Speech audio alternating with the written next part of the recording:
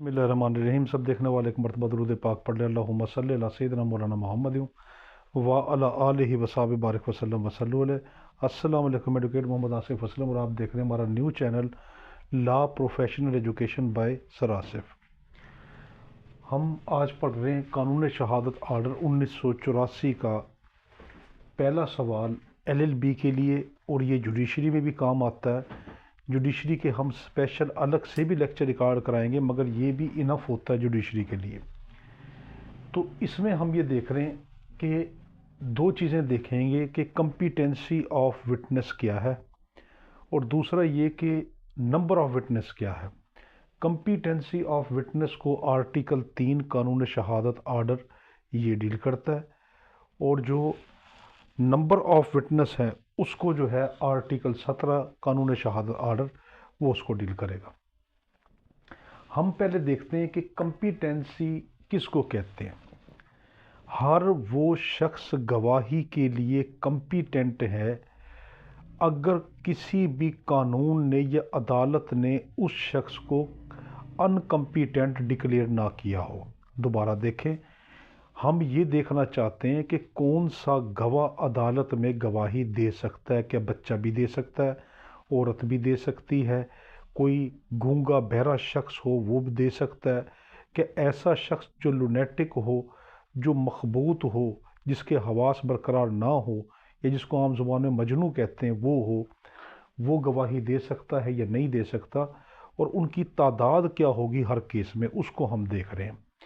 तो competency witness के लिए सबसे पहले देखेंगे कंपिटेंट किसको कहेंगे। हर वो शख्स कि जिसको किसी भी कानून के तहत अनकम्पिटेंट ना कहा गया हो, यानी जिसको कानून ने ना रोका हो गवाही देने से, वो सब के सब शख्स गवाही दे सकते, वो कंपिटेंट हैं, वो काबिल गवाही हैं, वो गवाही के काबिल हैं।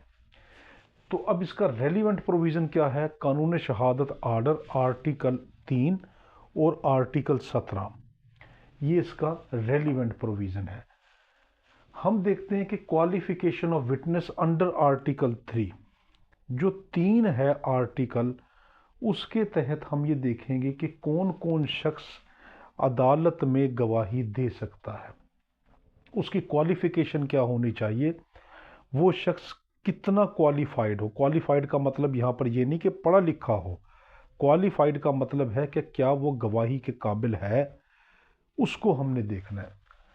पहली इसकी शर्त ये है कि fulfil the requirement of article 3, कि वो शख्स आर्टिकल 3 की जो पूरी शराइत हैं उन पे पूरा उतरता हो। मैं ज़िम्नन एक चीज़ आपको बता दूं कि आर्टिकल 3 जो है वो एक एग्जॉस्टेड नहीं है, यानी सिंपल वर्ड में आर्टिकल 3 जो है, हम ये नहीं कह सकते कि बस ये एक आखिरी पत्थर पर लकीर है, ये चेंज नहीं हो सकती, इसमें भी चेंजेस आती हैं, वो हम आगे जाके देखेंगे प्रैक्टिस के लेक्चरों में। तो यहाँ पर ये कहा गया कि आर्टिकल 3 की जो रिक्वायरमेंट पूरी करेगा वो शख्स कंपिटेंट है, अदालत में गवाही देने के काबिल है।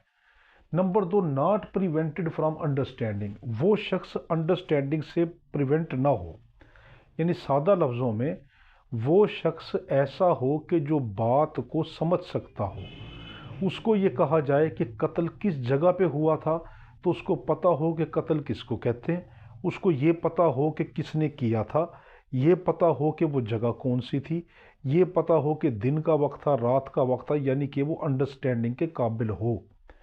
अगर ऐसा हो कि जिसको यही ना पता हो कि कत्ल किसको कहते हैं, शख्स कातिल किसको कहते हैं, और जिस जगह पे मैं मौजूद था वो जगह क्या है, अगर ये चीज़ उसको नहीं पता तो वो अंडरस्टैंड नहीं कर पा रहा, वो गवाही के काबिल नहीं है। तो इसमें ये चीज़ बहुत अहम है कि वो नॉट प्रिवेंटेड फ्रॉम अंडरस्टैंडिंग, वो अंडरस्टैंडिंग से प्रिवेंट ना हो, यानी कि सिंपल वर्ड में वो अंडरस्टैंड कर सकता हो कि मैं जो गवाही दे रहा हूँ मैं क्या दे रहा हूँ और किस जगह पर आके दे रहा हूँ, कि ये कमरा अदालत है और सामने वाले जज साहब हैं, ये चीज़। तीसरी चीज़ है competent to give rational answer, वो माकूल जवाब भी दे सकता हो। जब उससे पूछा जाए कि तुम कहाँ पर हो, तो उसको पता हो मैं कमरा अदालत में हूँ, जो चेयर पे बैठे हैं ये कौन है, ये जज साहब हैं, तुम यहाँ पर किस लिए आए हो, मैं गवाही के लिए आया हूँ। किस चीज़ की गवाही के लिए आए हो, میں یہاں پر فلاں معاملے کی، کوئی چوری کے معاملے کی، ڈکیتی کے معاملے کی، یا کسی کے زمین جائیداد کے معاملے کی کسی بھی گواہی کے لیے میں آیا ہوں، تو اس کو جو سوال کیا جائے اس کا ریشنل آنسر دے، اس کا معقول جواب دے۔ جب اس سے یہ کہیں کہ آپ اس موقع پہ رات کو 2 بجے قتل ہوا تو آپ وہاں پہ کیوں موجود تھے، تو وہ بتائے کہ میں کیوں موجود تھا۔ یا اس سے یہ کہیں کہ جب زمین جائیداد کا معاملہ ہو رہا تھا، یہ زمین جس ٹائم انتقال کی گئی تھی، تو تم وہاں پر گواہ کیوں بنے تھے۔ یعنی اس کو جو اس سے سوال پوچھا جائے اس کا پورا کا پورا معقول جواب دے، غلط جواب نہ دے۔ چوتھا ہے کہ qualified under the holy Quran and سنہ صلی اللہ علیہ وآلہ وسلم، وہ جو شخص ہے وہ کوالیفائڈ ہونا چاہیے، اس میں وہ تمام شرائط موجود ہونی چاہیے جو قرآن اور سنہ صلی اللہ علیہ وآلہ وسلم کے تحت بتائی گئی ہیں، کہ ایسی کوئی چیز اس میں نہ ہو کہ جو قرآن اور حدیث کے خلاف ہو، یعنی قرآن اور سنت پہ پورا طور۔ تو اب یہاں پہ یہ لفظ کیوں آیا، یہ بڑا قیمتی ہے۔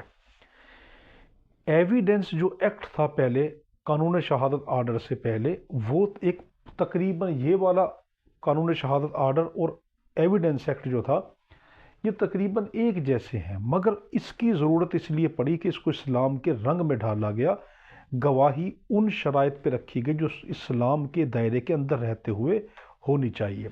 تو اس لیے یہاں پر لکھا گیا کہ جو گواہ ہو وہ قرآن اور سنت کی خلاف ورزی نہ کرتا ہو، اس کی شرائط کو پورا کرتا ہو۔ آگے ہے 5، not convicted for perjury by the court of law, کسی عدالت نے اس کو جھوٹی گواہی کے طور پر کوئی سزا نہ دی ہو۔ دیکھیں، جھوٹی گواہی کی سزا نہ دی ہو، باقی اور جرائم الگ بات ہے، مگر یہاں پر ہے کہ اس کو جھوٹی گواہی کے معاملے میں سزا نہ ہوئی ہو۔ اگر سزا ہوئی ہے تو وہ شخص کمپیٹنٹ نہیں ہے، وہ عدالت میں گواہ نہیں بن سکتا، مگر ایک شرط ہے، ایک ایکسیپشن ہے، ایک استثناء ہے کہ اگر اس شخص نے جھوٹی گواہی دی تھی، عدالت سے سزا یافتہ بھی ہو چکا، مگر بعد میں یہ لکھا ہے ہی ہیز بین ریپینٹڈ اینڈ مینڈڈ از وے، وہ پچھتایا ہو، ریپینڈ ہوا ہو، یعنی وہ بعد میں سزا کے بعد توبہ طائب ہو گیا ہو، ریپینڈ ہوا اور مینڈڈ از وے، اور اس نے اپنے راستہ الگ کر لیا ہو، توبہ طائب ہو چکا ہو، اب وہ شخص جب عدالت یقین کر لے گی کہ یہ واقعی ہی سدھر چکا ہے، تب اس کی گواہی مانی جا سکتی ہے۔ یہاں پر آ گیا، مگر یاد رکھنا حدود کیسوں میں یہ نہیں ہوگا، حدود کیس کے اندر تزکیۃ الشہود مسٹ ہے، وہ ہم آگے جا کے دیکھتے ہیں۔ آگے ہے competency according to Muslim jurist. اب جو مسلمان جو اسکالرز ہیں، علماء اسلام ہیں، ان کے نزدیک ایک گواہ کی کیا شرائط ہونی چاہیے۔ اوپر ہم نے کیا دیکھا کہ کوئی بھی شخص گواہی دے سکتا ہے جس کو عدالت یا قانون نے گواہی سے منع نہ کیا ہو، وہ ہم نے دیکھ لیا۔ باقی اس کی یہ کوالیفیکیشن بھی دیکھ لی انڈر آرٹیکل 3 کے تحت۔ یہاں پر ہے مسلم اسکالرز، مسلم علماء کس شخص کو گواہی کی جو ہے وہ اجازت دیتے ہیں۔ پہلا ہے کہ آئی سائٹ، ہیئرنگ، کمیونیکیشن اس کی فٹ ہو، ایسی گواہی جس کا تعلق آنکھ کے دیکھنے سے ہو، تو اس کی آنکھوں کی بینائی، اس کی آنکھوں کی جو آئی سائٹ پاور ہے وہ فٹ ہونی چاہیے۔ ایسا نہ ہو کہ وہ 6 یا 8 فٹ کے فاصلے سے دیکھ ہی نہ پاتا ہو اور وہ یہ کہے کہ میں نے ایک وقوعہ دیکھا، ایک جگہ پر کسی کا قتل ہوتے دیکھا، لڑائی ہوتے دیکھی، اور وہ جگہ 30-35 فٹ دور تھی، تو اس کی گواہی نہیں مانی جائے گی۔ جس گواہی کا تعلق دیکھنے سے ہے اس کی آئی سیٹ بالکل جو ہے پرفیکٹ ہونی چاہیے۔ دوسرا ہے ہیئرنگ، اگر ایسی گواہی جس کا تعلق سننے سے ہے تو اس کے سننے کی جو صلاحیت ہے وہ پرفیکٹ ہونی چاہیے، وہ بہرا نہیں ہونا چاہیے، یہ اسلام کہتا ہے۔ کمیونیکیشن فٹنس، اس کو کمیونیکیشن کی فٹنس بھی اس کو ہونی چاہیے، اس کو یعنی جو کہا جا رہا ہو اس کو انڈرسٹینڈ بھی ہو رہا ہو، میں کیا کر رہا ہوں، مجھ سے کیا پوچھا جا رہا ہے، مجھے کیا کہنا چاہیے، یہ بھی اس میں آتا ہے۔ کمیونیکیشن فٹنس کا جو سکوپ ہے بہت وسیع ہے، اس میں ہر وہ چیز آ جائے گی جس کے اندر ایک گواہ کو جس بارے میں بلایا جا رہا ہے اس بارے میں وہ فٹ ہو۔ سونگنے کی حص سے تعلق ہے تو اس کو سونگنے کا پتہ ہو کہ مجھے کون سی، جب میں کھڑا تھا جہاں پہ کسی بندے کا قتل ہو رہا تھا یا کسی کے ساتھ کوئی ڈکیتی کا معاملہ ہو رہا تھا، تو اس وقت مجھے کون سی خوشبو آئی تھی. یعنی ہر چیز کے بارے میں، جس کے بارے میں وہ گواہ بننے کے لیے آیا ہوا ہے، وہ چیز اس کی فٹ ہونی چاہیے. Must be males adult sound minded ان حدود کیس. یاد رکھنا حدود کے جو کیسز ہوتے ہیں، حدود کیس اس کو کہتے ہیں جس کی سزا قرآن اور سنت کے ذریعے سے فکس ہو چکی ہو. یعنی اللہ تعالیٰ نے جن سزاؤں کو فکس کر دیا ہے ان کو حدود کہتے ہیں. وہ حدود کی سزائیں ہیں، اس کے اندر صرف اور صرف آدمی گواہ دے سکتا ہے، آدمی گواہی دے سکتا ہے، عورت گواہی نہیں دے سکتی. دوسرا، اس کے اندر بالغ گواہ ہو سکتا ہے، ایڈلٹ ہو سکتا ہے. جو نابالغ ہے اس کی گواہی قابل قبول نہیں ہوگی حدود کیسز میں. پھر ساؤنڈ مائنڈ، وہ شخص ساؤنڈ مائنڈڈ بھی ہو، یعنی اس کا جو ذہن ہے وہ صحیح کام کرتا ہو. تھوڑا بہت ذہن میں فرق ہوگا تو حدود کی سزاؤں کے لیے وہ کمپیٹنٹ نہیں ہے. آگے ہے مسٹ بی ان انٹرسٹڈ. جو گواہ ہے وہ ان انٹرسٹڈ ہو، اس کا معاملے میں کسی بھی طرح کا کوئی بھی لالچ نہ ہو، کوئی مفاد اس کا نہ ہو. مثال کے طور پر اگر ایک شخص یہ گواہی دینے کے لیے آیا ہے کہ یہ جائیداد واقعی یتیم بچے کی ہے، اور وہ اس میں انٹرسٹڈ ہوا کہ جب جائیداد اس کو مل جائے گی تو میں کسی نہ کسی طریقے سے اپنا شیئر اس میں رکھ لوں گا، وہ کمپیٹنٹ وٹنس نہیں ہے. تو یہ کیا ہے کہ جو وٹنس ہو، جو گواہ ہو، وہ ان انٹرسٹڈ ہو، وہ اس کے اندر کوئی دلچسپی یا مفاد نہ رکھتا ہو. اگلا، must be of same religion اور مسلم. یہ ہونا چاہیے کہ اگر ہندوؤں کا کوئی معاملہ ہو تو ہندو کمیونٹی سے ہی، ہندو مذہب سے ہی گواہ ہو. سکھ کمیونٹی سے ہو تو ان کے مذہب کا. جس مذہب کا معاملہ ہو تو گواہ اس مذہب کا ہی ہونا ضروری ہے. اگر وہ نہیں ملتا تو پھر گواہ مسلمان ہوگا. بڑا اہم ہے کہ جس مذہب کا معاملہ چل رہا ہو گواہ بھی اسی مذہب کے ہونے چاہیے. اگر اس مذہب سے کوئی گواہ نہیں مل رہا اور کوئی مسلمان اس موقع پہ موجود تھا، اب مسلمان کی گواہی لے لی جائے گی. آگے ہے ناٹ کنوکٹڈ فار پرجری. یہ میں نے اوپر ہی بتایا تھا کہ اسلامی اسکالر بھی یہ کہتے ہیں کہ وہ شخص جھوٹی گواہی میں سزا یافتہ نہ ہو. آگے ہے must be call for testimony. اس کو گواہی کے لیے بلایا تو گیا ہو.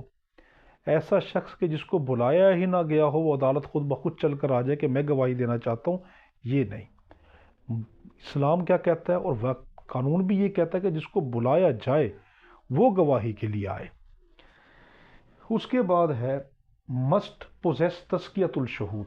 تزکیۃ الشہود اس کو کہتے ہیں اس شخص نے کبھی اپنی زندگی میں اعلانیہ طور پر کبھی کوئی گناہ کبیرہ نہ کیا ہو. دیکھیں، تزکیۃ الشہود سمپل ورڈ میں اس کو کہتے ہیں کہ جو شخص اپنی زندگی میں کھل کر اعلانیہ واضح طور پہ کھل کر گناہ کبیرہ نہ کرتا ہو، اس میں تزکیۃ الشہود ہوگا. تو اسلام کی یہ بھی شرط ہے، اسلامی اسکالرز کی، اسلامی ٹیچنگ کی، کہ وہ شخص جو ہے وہ تزکیۃ الشہود رکھتا ہو، گناہوں سے پاک ہو، گناہ نہ کرتا. چھوٹی موٹی خطا تو ہر ایک سے ہو جاتی ہے. آگے ہے ناٹ بی اے فیمیل ان حدود کیس. حدود کیس میں عورت کی گواہی قابل قبول نہیں ہوگی. آگے ہے کمپیٹنسی آف وٹنس، کہ وٹنس کی آگے اور کمپیٹنسی کیا ہے، کہ کیا یہ چیزیں وٹنس کے لیے ضروری. پہلی چیز تو یہ کہ کمپیٹنسی کون چیک کرے گا. کیا وکیل چیک کرے گا کہ یہ شخص گواہی کے قابل ہے، یا پبلک پروسیکیوٹر چیک کرے گا، یا پولیس چیک کرے گی؟ کون چیک کرے گا؟ یہ پاور صرف اور صرف جج صاحب کی ہے، عدالت کی ہے، کورٹ کی پاور ہے. تو یہ کورٹ کی پاور ہے کہ وہ یہ دیکھے گی کہ ایک شخص کمپیٹنٹ ہے یا نہیں. تو ڈیوٹی ٹو ڈٹرمن کمپیٹنسی، کس کی ڈیوٹی ہے کمپیٹنسی چیک کرنے کی؟ Only competent court. صرف کمپیٹنٹ جو کورٹ ہوگی، متعلقہ جو کورٹ ہوگی، وہ دیکھ سکتی ہے کہ کمپیٹنٹ ہے یا نہیں. اگلا ہے کہ کیا بچہ گواہی دے سکتا ہے؟ ہاں، بچہ گواہی دے سکتا ہے. اس میں کسی بھی عمر کی کوئی قید نہیں ہے.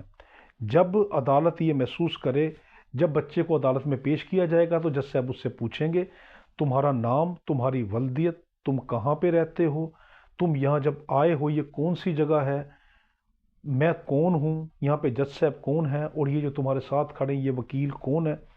اگر وہ یہ جواب، یعنی وہ حاضر دماغی رکھ کر ان کے جواب دے گا، پلس وقوع سے ریلیٹڈ جب جج صاحب دیکھیں کہ جو میں اس سے پوچھ رہا ہوں وہ معقول ریشنل آنسر دے رہا ہے، تب جج صاحب جب یہ بالکل سیٹسفائی ہو جائیں، کورٹ سیٹسفائی ہو جائے کہ یہ شخص، یہ بچہ جو ہے یہ کمپیٹنٹ ہے اور یہ جو میں پوچھ رہا ہوں اس کا معقول جواب دے رہا ہے، تب اس کی ایج کا کوئی فرق نہیں پڑے گا، وہ کسی بھی ایج کا بچہ ہو، بس وہ کمپیٹنٹ ہو کس چیز کے لیے؟ ریشنل آنسر کے لیے، معقول جواب کے لیے۔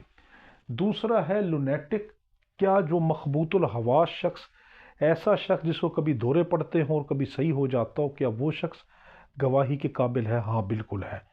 اگر اس نے کوئی وقوع ایسی حالت میں دیکھا کہ جس وقت اس کو دورے نہیں پڑ رہے تھے، اور جب وہ گواہی کے لیے آیا تب وہ اس ٹائم پر آیا جس ٹائم اس کو دورے نہیں پڑ رہے تھے، اور اس کو عدالت میں یاد ہے کہ میں جب وقوع ہوا تھا اس وقت مجھے دورے نہیں پڑ رہے تھے اور میں نے فلاں فلاں وقوع دیکھا، اور عدالت اپنی تسلی کر لے، تب ایک لونیٹک شخص جو ہوتا ہے وہ بھی گواہی کے لیے کمپیٹنٹ ہے۔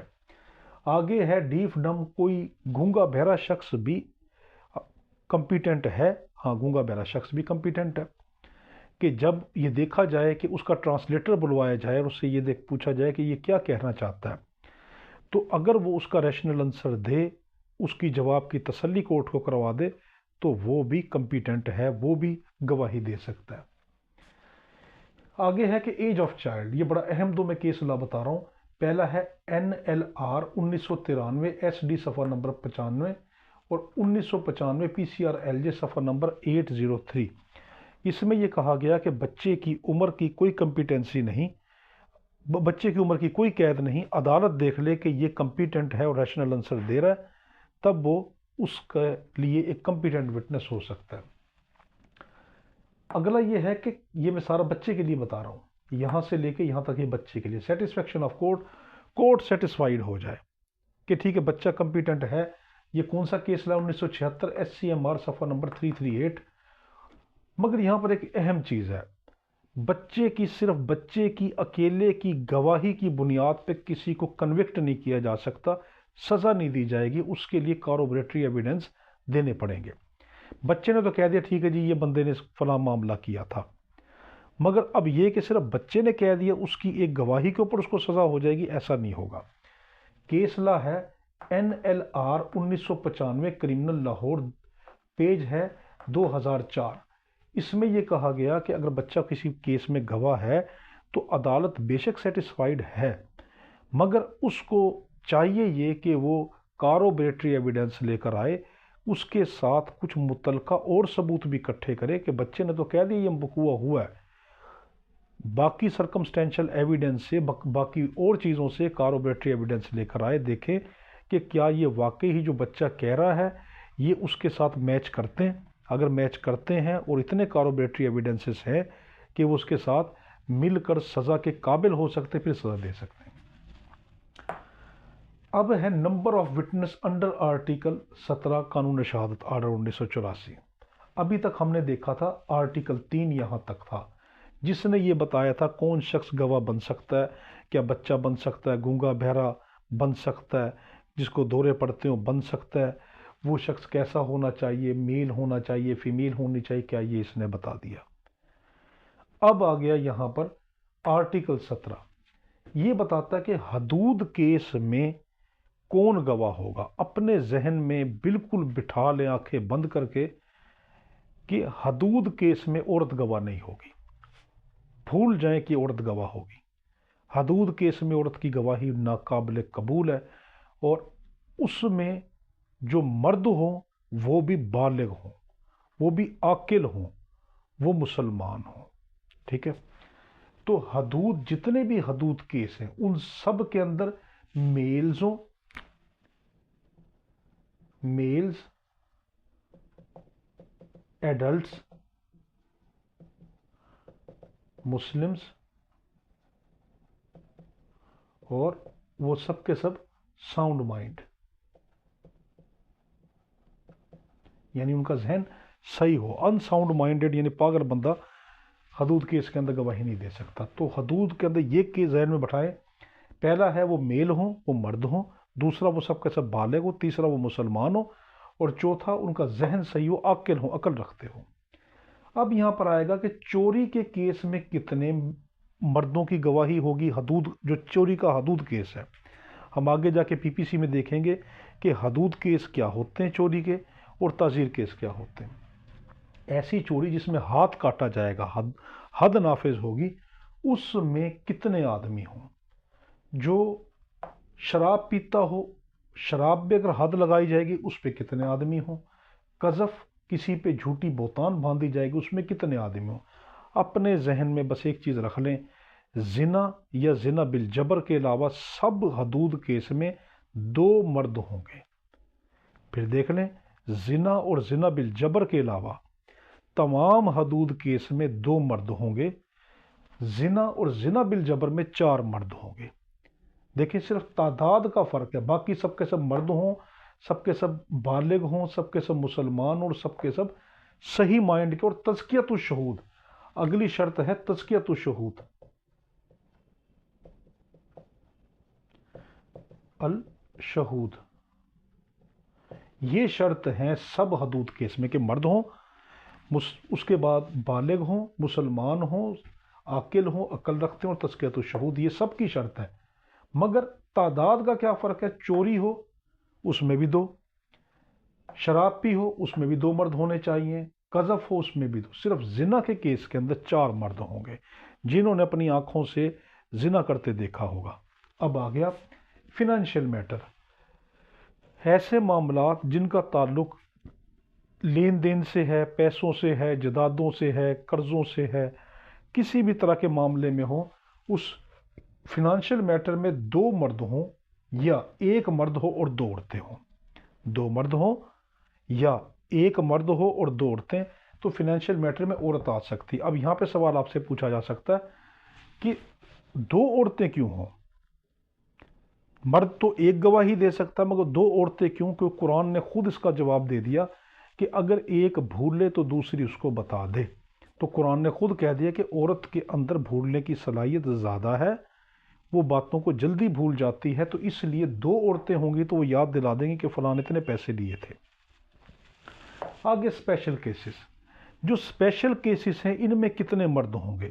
یہ پرووائڈڈ بائی لا ہوگا کہ وہ جو اسپیشل قانون ہوگا، اسپیشل کیسز ہوں گے، ان میں جو متعلقہ قانون کہے گا کہ اس میں 1 گواہی کافی ہے، 2 کی گواہی کافی ہے، 5 کی گواہی کافی ہے، وہ اسپیشل کیس کے تحت آئیں گے. آگے ہے ادر کیسز.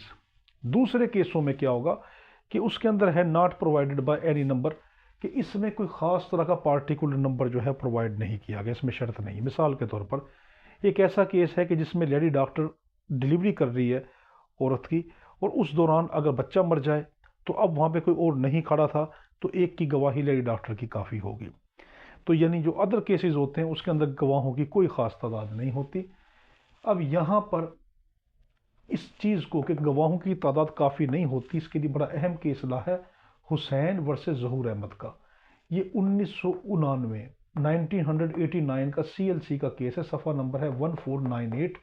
اس میں کورٹ نے کہا کہ کورٹ آبزروس کوالٹی ناٹ کوانٹٹی، کہ کورٹ جو ہے وہ کوالٹی دیکھے گی، اس کی یہ دیکھے گی کہ کیا واقعی کمپیٹنٹ وٹنس ہے. یہ نہیں کہ وٹنس بہت سے ہوں اور وہ سب کے سب بے وقوف ہوں، ان کو یہ بھی نہ پتہ ہو کہ ہم کیا کہنا چاہتے ہیں.